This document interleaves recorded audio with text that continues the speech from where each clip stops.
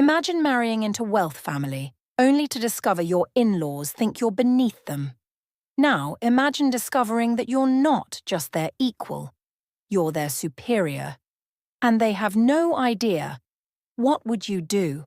Story begins not in boardrooms or ballrooms, but in a cramped two-bedroom apartment in South Boston, where a 12-year-old girl sat at a kitchen table covered with architectural drawings she'd sketched by hand. The apartment smelled like her mother's cooking, collard greens and cornbread, and through the thin walls she could hear the neighbors arguing again about rent they couldn't pay. Alara's mother, Diane, worked 2 jobs: nurse during the day, hotel cleaner at night. Her father had left when Alara was 6, leaving behind nothing but child support payments that came sporadically at best. They didn't have much, but what they had was Diane's fierce belief that her daughter could be anything she wanted to be. "What are you drawing now, baby?" Diane asked, coming home at midnight, her uniform rumpled, her feet swollen. "The building I'm going to design one day," Alara said, her pencil moving with the confidence of someone who'd never learned to doubt herself. "It's going to have affordable housing on the bottom floors and community spaces where people can take classes and learn things. And the top floor will have a garden where families can grow food." Diane smiled, even though she was exhausted, even though tomorrow she'd do it all again. "That's beautiful, Alara. You keep dreaming those big dreams." "They're not dreams, Mama. They're plans." And she meant it. Alara Vance graduated high school with a 4.0 and a full scholarship to MIT. She studied architecture with a focus on sustainable urban design. She worked 3 jobs while maintaining perfect grades. She designed buildings that won awards, that caught the attention of professors and professionals alike. By 28, she'd opened her own firm, Vance and Associates, specializing in affordable housing that didn't look affordable. Beautiful, dignified spaces for people who'd been told they didn't deserve beauty. By 32, her firm had designed 3 of the most talked-about residential projects in Boston. She'd been featured in Architectural Digest. She'd given a TED Talk on designing dignity, architecture for everyone. She was successful, self-made, proud. And then she met Elias Thorne at a charity gala, and everything changed. The gala was one of those insufferable Boston events where old money rubbed elbows with new money and everyone pretended they cared about whatever cause was being championed that year. Alara had been invited because one of her buildings had been nominated for an award. She wore a dress that her mother had gasped at, emerald green silk that hugged her curves and made her dark skin glow. Her natural hair was styled in elegant locks that fell past her shoulders, adorned with gold cuffs that caught the light. She looked stunning, and she knew it. She also knew she didn't belong here. Not really. These weren't her people. "You look like you'd rather be anywhere else," a voice said behind her. Alara turned to find a man holding 2 glasses of champagne, one of which he offered to her. He was handsome, devastatingly so, with warm brown skin, close cropped hair, and eyes that seemed to actually see her rather than just look at her. "Is that obvious?" Alara asked, accepting the champagne. "Only to someone who feels the same way." The man smiled, and it transformed his face from merely handsome to radiant. "I'm Elias Thorne, Alara Vance." "The architect," Elias said immediately. "I know your work. The Roxbury Commons project? Brilliant. You took a space that was essentially a food desert and created a multi-use development with a community market, affordable housing, and green space. It's exactly what architecture should be." Alara felt a flush of pleasure. Most people at these events knew her name, but not her work. They knew she was that young architect, but couldn't tell you what she had actually built. "You've actually looked at my portfolio." "I have," Elias confirmed. "I'm in real estate development, or trying to be. I work for my family's company, but let's say I'm trying to push them towards more socially conscious projects with limited success." They talked for an hour, then 2. Then they were the last people at the gala, still standing by the bar, laughing about terrible architecture trends and sharing stories about the worst clients they'd ever had. Elias was intelligent, funny, passionate about design in a way that felt genuine rather than performative. And there was a gentleness to him, a kindness that Alara found disarming. "Can I take you to dinner?" Elias asked as the staff began cleaning up around them. "Somewhere that's not this." I don't date clients, Alara said automatically. Good thing I'm not a client then. Yet. Elias grinned. Yet. They went to dinner the next night, and the night after that. Within a month, they were inseparable. Within 3 months, Alara was in love in a way she had never been before. Completely, recklessly, stupidly in love.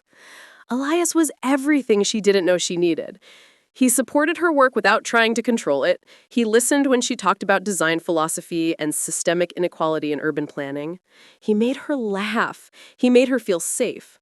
And the sex, God, the sex was incredible, passionate and tender and wild all at once. 6 months in, Elias proposed. They were in Alara's apartment. She had refused to stay at his place in Bacon Hill, insisting she needed her own space, and he'd cooked dinner. Badly. The pasta was overdone, and the sauce was from a jar, but Alara loved him for trying. I know this is fast, Elias said, getting down on a knee with a ring box in his hand. I know we're still figuring each other out, but Alara, I've never been more sure of anything. You're brilliant and fierce and beautiful, and you make me want to be better. Will you marry me? Alara should have asked more questions.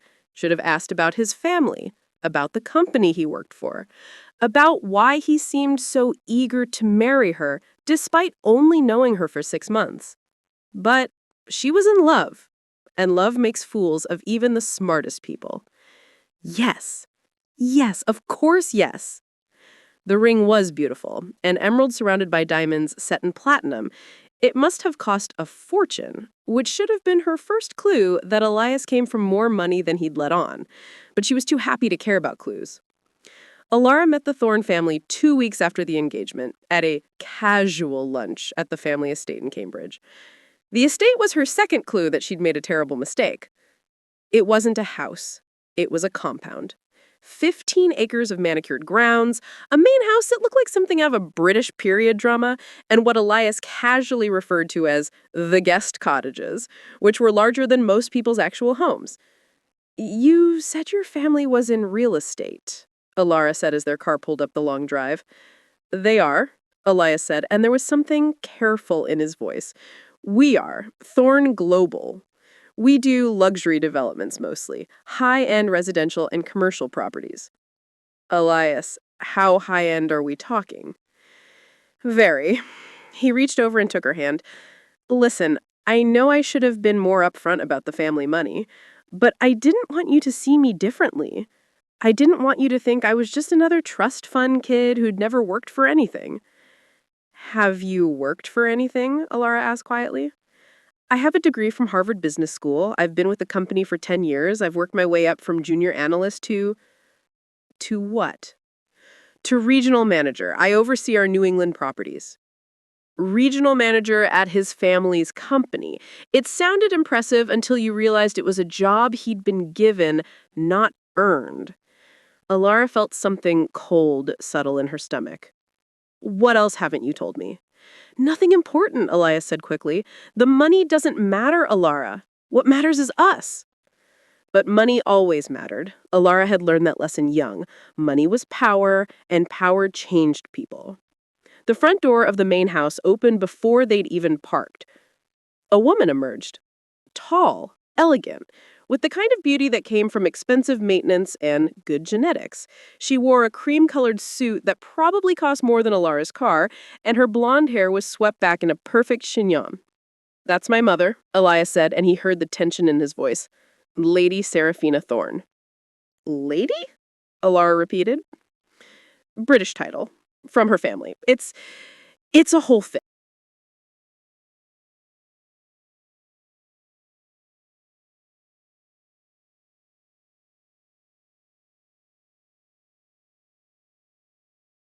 To come to her. She didn't wave, didn't smile, just waited with the air of someone accustomed to being approached, never approaching. Alara's third clue should have been the way Seraphina looked at her when they reached the steps.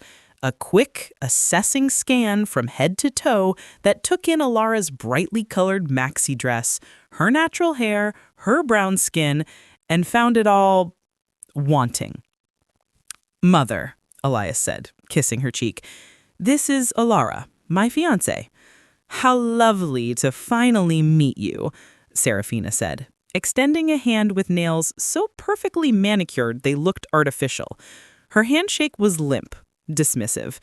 Elias has told us so little about you. Only that you work in, what was it? Interior design? Architecture, Alara corrected, keeping her voice pleasant. I run my own firm. How industrious. The words could have been a compliment. They weren't. Do come in. The family is eager to meet you. The inside of the house was exactly what Alara expected.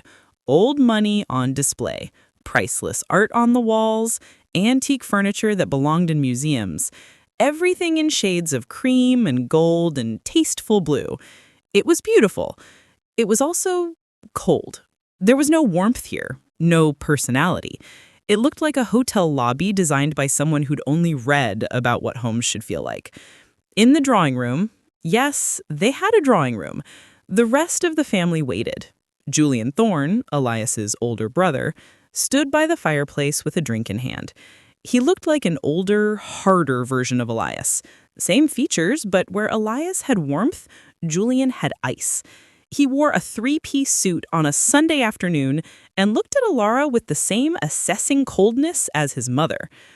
The fiancé, Julian said. Not hello or nice to meet you, just the fiancé. Like she was a thing rather than a person. Julian, Elias said tightly, be nice. I'm always nice, Julian smiled, but it didn't reach his eyes. Welcome to the family, Alara. I hope you're ready for what you're getting into. There were others. Elias's younger sister, Charlotte, who seemed sweet but kept glancing nervously at her mother, various aunts and uncles whose names Alara immediately forgot, and Elias's father, Robert, who appeared for exactly 5 minutes, shook her hand absently, and disappeared to his study. Lunch was served in a formal dining room, and it was the most uncomfortable meal of Alara's life. Serafina dominated the conversation, asking questions that sounded polite, but were actually interrogations. So, your family is from where, exactly? Boston. Roxbury, originally, but my mother lives in Dorchester now. And your father? Not in the picture. A slight sniff. I see. And your mother's profession? She's a nurse. How noble.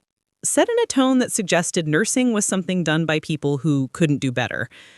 And you went to which school? MIT. That got a reaction. A slight widening of Serafina's eyes. MIT. For architecture. How unexpected. Why unexpected? Alara asked, her voice still pleasant, but with an edge now. Oh, I just meant that MIT is so technical. I would have thought architecture at MIT would be more about engineering than design. It was a trap. If Alara defended her education, she'd sound defensive. If she said nothing, she'd look weak. Architecture is both art and science. MIT taught me to merge the two. It's why my buildings don't just look beautiful, they function beautifully too. Julian laughed, but not with humor. Buildings that function beautifully. How delightfully practical. You must do a lot of low-income housing. I do, Alara said proudly. I believe good design should be accessible to everyone, not just people who can afford it. How very socialist of you. The meal continued like that, small cuts disguised as conversation. By the time dessert arrived, Alara had a splitting headache and was counting the minutes until they could leave. We should discuss the wedding, Serafina announced as coffee was served. Naturally, it will be held here, at the estate. We have a lovely garden that seats 300. Actually, Alara said, finding her voice, Elias and I were thinking something smaller? Maybe smaller? Serafina's voice could have frozen water. Darling, the Thorne family doesn't do small. We have a reputation to maintain, obligations to fulfill. You're marrying into one of Boston's oldest families. The wedding must reflect that. Alara looked at Elias, waiting for him to support her. He was staring at his plate. Elias, she prompted. Mother's right, he said quietly. It should be here. It's tradition. But Please, Alara. Elias finally looked at her and his eyes were pleading. Just let them plan it. It's easier. Easier. The word that would define their marriage. Easier to let his family take over. Easier to not fight. Easier to pretend the humiliation didn't hurt. The wedding planning was a nightmare. Serafina took over completely, dismissing every suggestion Alara made. The dress, already chosen by Serafina, from a designer Alara had never heard of. The flowers, white roses only. Anything colorful would be too ethnic.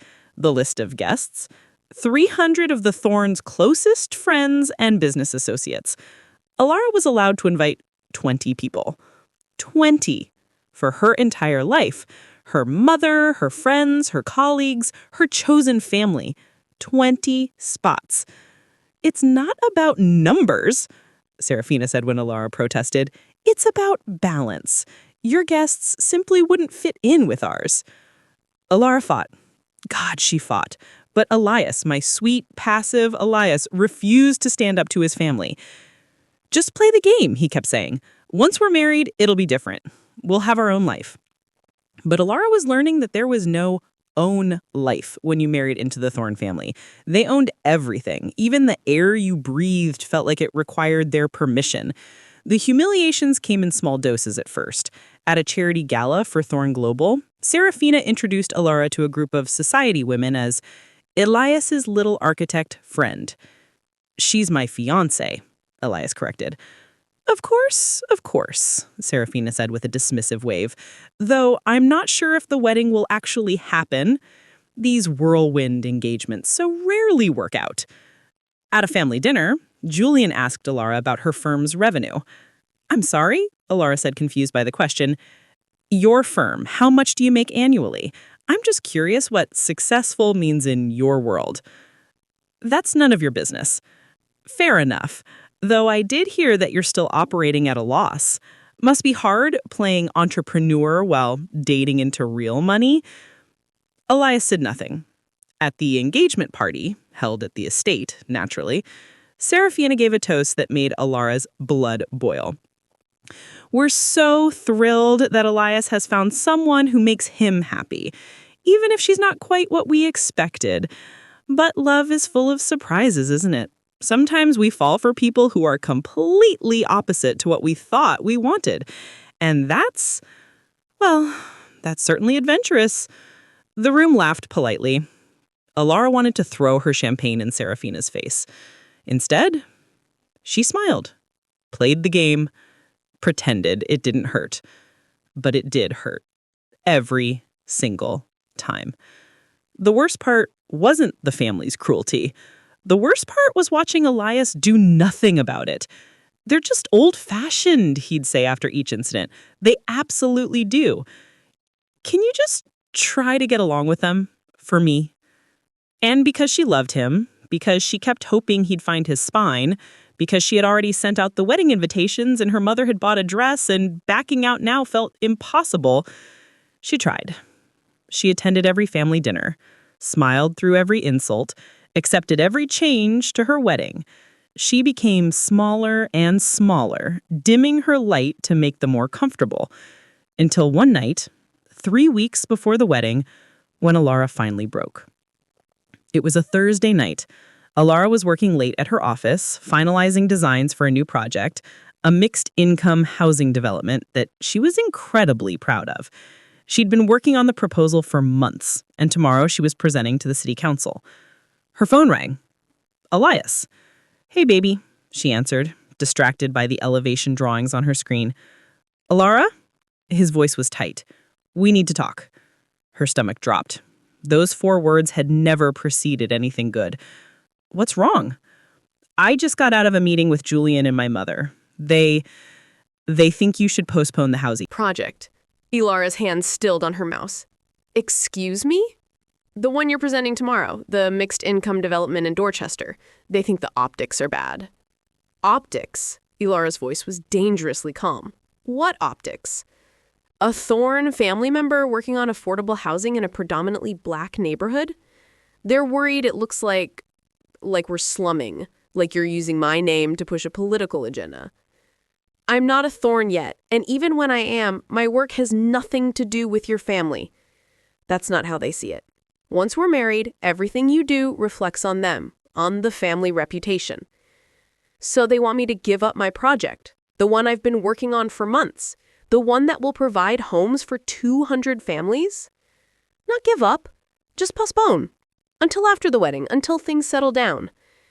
Ilara laughed, but it was a bitter, hollow sound. Things will never settle down, Elias.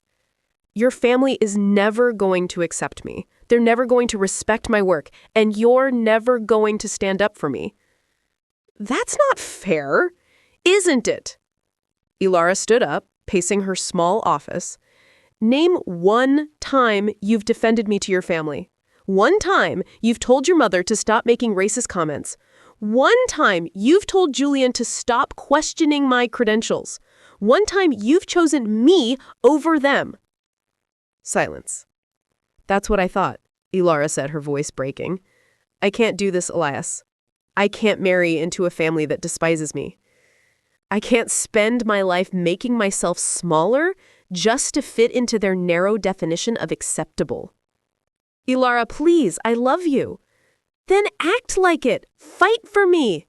Tell them that I'm not going anywhere, that my work matters, that they need to respect me or lose you. More silence. Then, I can't do that. Why not? Because it's more complicated than you understand. The family, the company, there are things I can't explain. Try? I can't. Just trust me. If you postpone the project, if you just play nice for a few more weeks, everything will be fine. Ilara closed her eyes. No, it won't. This is who they are, Elias. And this is who you are. Someone who will always choose them over me. That's not true. The wedding is off, Ilara said, and saying it out loud made it real. I can't do this. I'm sorry. She hung up before he could respond. Then she sat down at her desk, put her head in her hands, and cried. Ilara couldn't know, that 3 miles away, in the Thorn Global headquarters, a very different conversation was taking place. In a corner office on the 45th floor, Julian Thorn stood at the window, looking out at the city lights, while his mother sat in a leather chair, sipping scotch. She's called off the wedding, Julian announced, checking his phone. Good riddance. That woman was completely unsuitable. All that talk about accessible design and housing equity. She would have been a PR nightmare.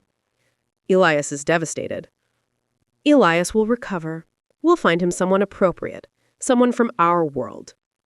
Julian turned from the window, and there was something calculating in his expression. Did you ever look into her mother? Really look into her background? I know everything I need to know. Working class family, no pedigree, no connections, a little architect playing at business.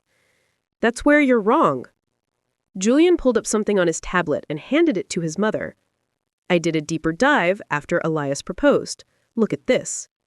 Serafina squinted at the screen, then her eyes widened. It was a document, a very old document, a family tree that connected Ilara Vance to... No, Serafina breathed. Yes. Ilara Vance's great-great-grandmother was Josephine Blackwell, and Josephine Blackwell was the illegitimate daughter of Augustus Thorn, the founder of Thorn Global Enterprises. Serafina finished her voice hollow. Julian nodded, which makes Ilara part of the family bloodline, distant but legitimate under the terms of the original company charter. The charter! My God, I'd forgotten about that ridiculous clause. The clause that states any direct descendant of Augustus Thorn, regardless of legitimacy, has claim to company shares and voting rights if they marry into the main family line. But that was written in 1847. It's archaic. It doesn't apply anymore. Actually, it does. Julian's smile was cold. Our lawyers confirmed it last week. If Ilara marries Elias, she doesn't just become a Thorn by marriage. She becomes a legitimate heir under the original charter, which means she gets shares, Serafina said faintly. How many? 15%. Automatically transferred upon marriage. The room was silent except for the ticking of an antique clock. 15%? Serafina repeated. That would make her the third largest shareholder after Robert and Julian. Yes. And with voting rights, she could block major decisions, push for board seats, demand audits. Julian's expression was grim. She could tear apart everything we've built. Does she know? Serafina asked urgently. Does Ila know about her connection to Augustus Thorne? I don't think so. She seems genuinely ignorant of the family history. And Elias, does he know? Julian hesitated. No. I was going to tell him after the wedding. I thought I could manage it. But if she's called things off... He trailed off, his mind clearly racing. Serafina stood abruptly. We need to tell Robert. If Ilara discovers her heritage, if she finds out what she's entitled to... She won't, Julian interrupted. The records are buried. The connection is obscure. No one's looked at that charter in decades. But if someone does look, then we'll deal with it. Julian's voice was hard. Ilara Vance is a problem we thought we could control through humiliation. Make her uncomfortable enough and she'd leave on her own. But we underestimated her. She's stronger than we thought. So what do we do?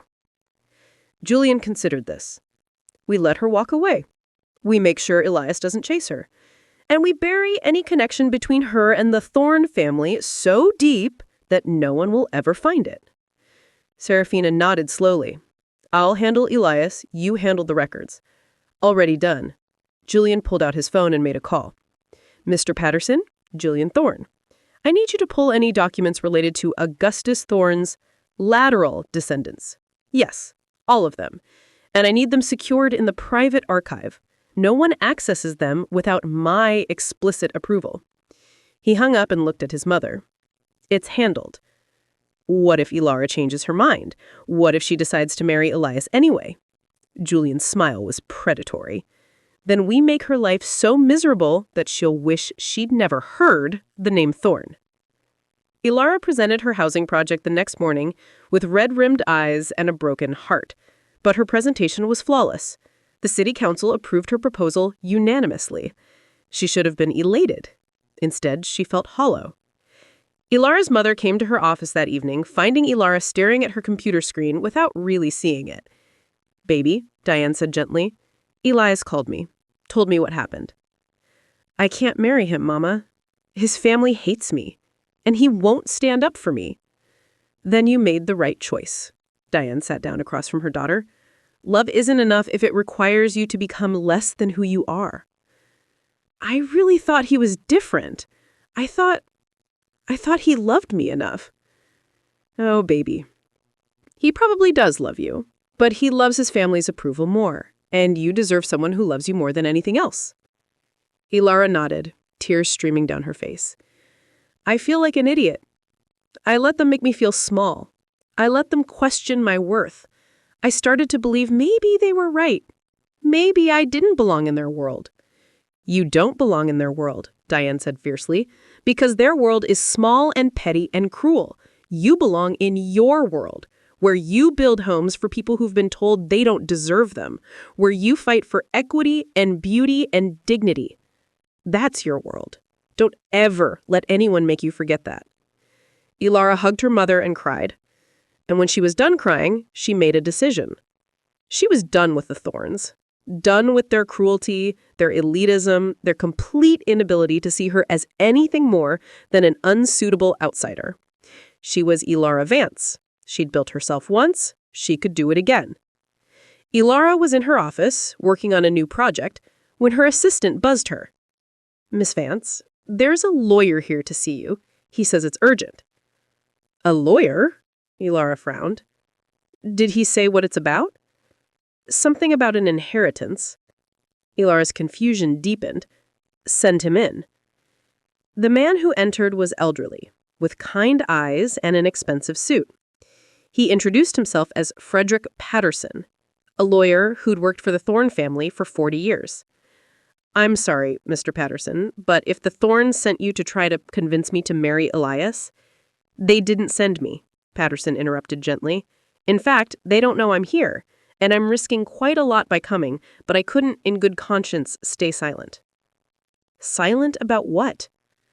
Patterson set a folder on her desk. About who you really are, Miss Vance, and what you're entitled to. Elara opened the folder with trembling hands. Inside were documents. Old documents. A family tree that traced her lineage back through her mother's line, through generations of Vances and Blackwells, all the way back to Josephine Blackwell, Elara read aloud, illegitimate daughter of Augustus Thorne, founder of Thorne Global Enterprises. She looked up at Patterson, her heart hammering. I'm related to the Thornes? You're a direct descendant of Augustus Thorne, Patterson confirmed, through his relationship with a woman named Mary Blackwell. The relationship was kept quiet. Augustus was already married, but he acknowledged Josephine as his daughter in a private document. More importantly, he included a clause in the original company charter that granted inheritance rights to all his descendants, legitimate or not. Elara felt like the room was spinning. What kind of inheritance rights? If you marry into the main Thorne family line, which you almost did, you would receive 15% of company shares and full voting rights. Even without marriage as a direct descendant, you have certain claims. 15%, Elara repeated faintly, of an $800 million company? Actually, Patterson said carefully, the company is worth considerably more than that. The public-facing value is $800 million, but Thorne Global controls numerous private holdings, investment vehicles, and trust funds. The real value is closer to $4 billion. $4 billion. Elara sat down heavily. Why are you telling me this? If the family doesn't know you're here? Because it's wrong, Patterson said simply. I've watched the Thornes for 40 years. I've watched them manipulate and control and destroy people who got in their way. And I've seen how they treated you. You deserved better. You deserve to know the truth. They know about this, Elara said slowly, pieces clicking into place. That's why they tried so hard to break us up. That's why they humiliated me. They didn't want me to marry Elias because I'd have a legitimate claim to the company. I believe so, yes. And Elias? Does he know? I don't think so. Julian and Serafina kept it quiet. Elara stared at the documents in front of her. Her great-great-great-grandmother had been erased from the family history, relegated to a footnote, forgotten, just like they'd tried to erase Elara herself. What are my options? She asked quietly. You could file a claim with the board, force them to acknowledge your heritage, and grant you the shares you're entitled to. And then what? Join the family that despises me? Work alongside the people who spent months making me feel worthless? Or, Patterson said, you could expose the truth publicly. Let the world know that the Thornes tried to bury their own family member. The PR damage alone would be devastating. Elara was quiet for a long moment. Then she asked, Mr. Patterson, can I trust you? Yes. Then I need you to do something for me. I need you to set up a meeting with Robert Thorne. Not Serafina, not Julian, Robert, the actual head of the family. May I ask why? Elara smiled, and there was steel in it. Because I'm going to teach the Thornes a lesson they should have learned a long time ago. Never underestimate a woman they've underestimated. The meeting was set for the following Monday at Thorne Global headquarters. Robert Thorne agreed to see her. Patterson had only told him that Elara had information about company assets that required immediate attention. Elara dressed carefully for the meeting, not in the muted colors she'd worn to please the Thornes, not in the subdued style they'd demanded. She wore a power suit in deep burgundy, her locks styled high and adorned with gold. She looked like royalty. She was, she realized, in a way. She was Thorne royalty. She just hadn't known it. Patterson met her in the lobby of the building and escorted her to